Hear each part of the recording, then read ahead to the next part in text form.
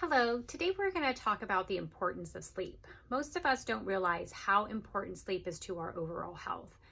In fact, studies suggest that the average person should probably be getting about 7 to 8 hours of sleep every night.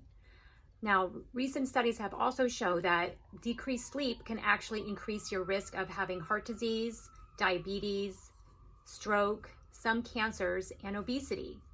And when it comes to weight loss, oftentimes this could be the one thing that is missing in your weight loss goals. So we often will have patients that are doing everything right. They're doing what they're supposed to be doing, but they're just not sleeping well. And this can actually affect your weight loss. There are some studies that show that people who forego sleep in order to wake up early in the morning to work out actually have negative effects of that and will sometimes even gain weight instead of losing weight. So sleep should be one of the most important parts of any weight loss program. So some people will ask me some suggestions on how they can sleep better, and there are many. One of the suggestions is to decrease cortisol levels. So cortisol is a hormone that your body makes when you're under a lot of stress. And there are different ways our body can be stressed out. Obviously, emotional stress is one of them. So if you do find yourself having a lot of emotional stress, talking to a therapist, doing some journaling, doing some yoga, some meditation, taking some walks, whatever it takes to help you to naturally reduce those cortisol levels is always going to be beneficial. There's even a supplement that I like to take. It's called Cortisol Calm. It's from Pure Encapsulations. Now, this isn't going to take your stress away because that's just a part of life, but it does kind of help the effects of stress. And so I personally take it, and I notice that it makes me feel less edgy when I am in a stressful environment.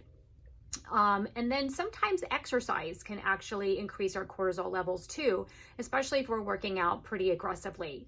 So if you do find yourself having difficult sleeping at night and you tend to exercise towards the end of the day or at nighttime, it is recommended that you do that exercise in the morning or towards the early afternoon. Again, to just try and decrease those cortisol levels.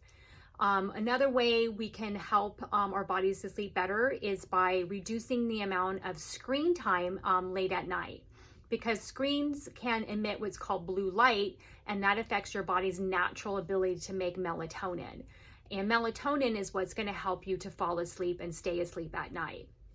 So if you're looking at your phone, if you're on your iPad, or if you're watching TV, late at night, again, this blue light is going to inhibit your body's natural production of melatonin. So turning the screen off 1 to 2 hours before bedtime is recommended. If that's impossible and you can't do that, then I would recommend that you get blue light blockers. And these are glasses that you can wear that filters the blue light out and will help to produce that natural melatonin that your body needs. You can also supplement by taking melatonin. You can take 0.5 milligram or 3 milligrams. They do have higher dosages, but I do recommend that you start off with the smaller dosages just to see how you're doing. And melatonin, again, is another supplement that I take, and I'll actually take it along with my Cortisol Calm before bedtime, and it does help me to have healthy sleep throughout the night. Another thing that you can do is to make sure that your room is on the cooler side.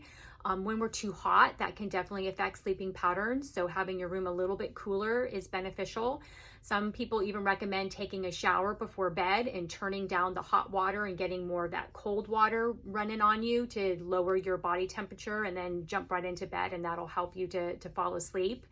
Also light.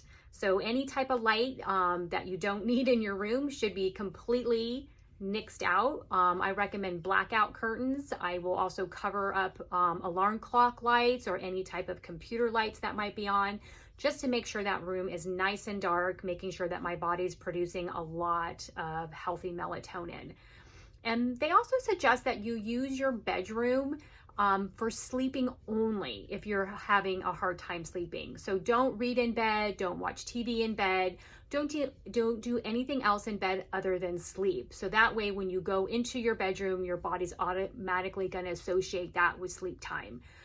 So if you can't sleep and you kind of give up, don't just start reading in bed. Go out into the living room and, try and do some meditation or something that will help you to sleep. And then once you feel tired, you can go back into the bedroom. I hope this information helps, and this is Dr. Cardinal helping you to live life well.